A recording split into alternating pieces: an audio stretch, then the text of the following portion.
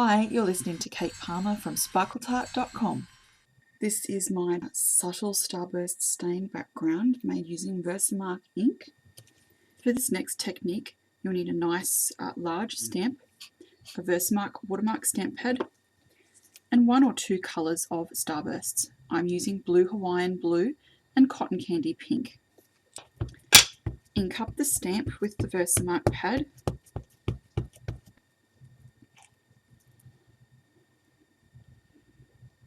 And stamp directly onto your background.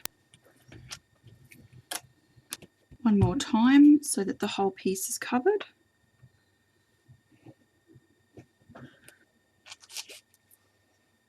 Then what you need to do is just spritz lightly with the Starbursts. I'm starting with cotton candy pink.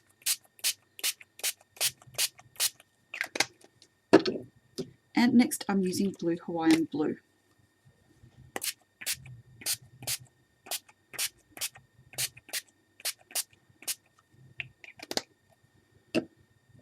And I think I might add a little bit more pink for good measure.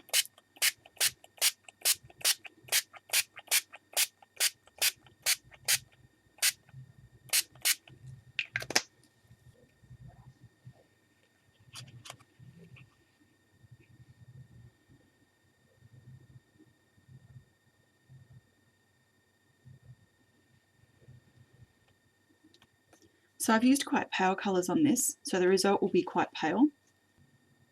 You can see here and on the background that the Starbursts are sticking to the areas that have been inked a little bit more darkly than the surrounding cardstock. Now again, this is going to be quite a pale background because I used quite pale colours. The cotton candy pink and the blue Hawaiian are both quite pale. If you wanted a darker background, you would need to use darker colours. At this point, you can dry your background with a heat gun or leave it to air dry.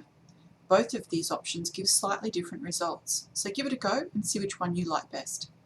This is my dry Starburst stain background.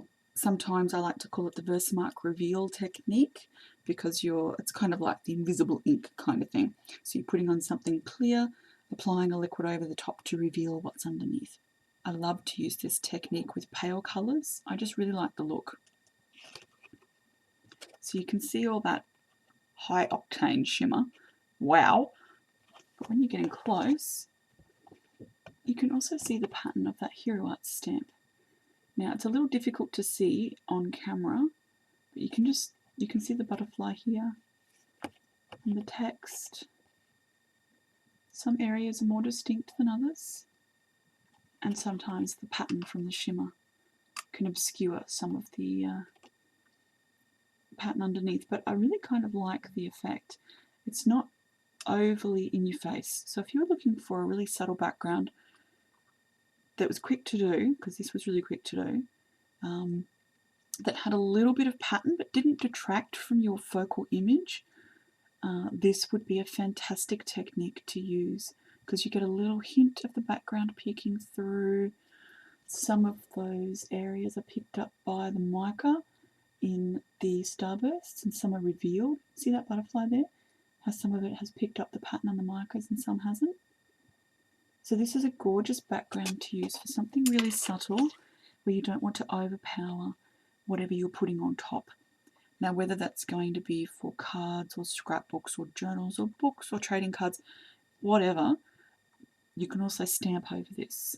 So if you're looking for something beautiful and subtle in the background, and then perhaps a collage stamp over the top, or one of those beautiful photo stamps, I love putting bold florals over this kind of thing. It's a beautiful background to stamp onto.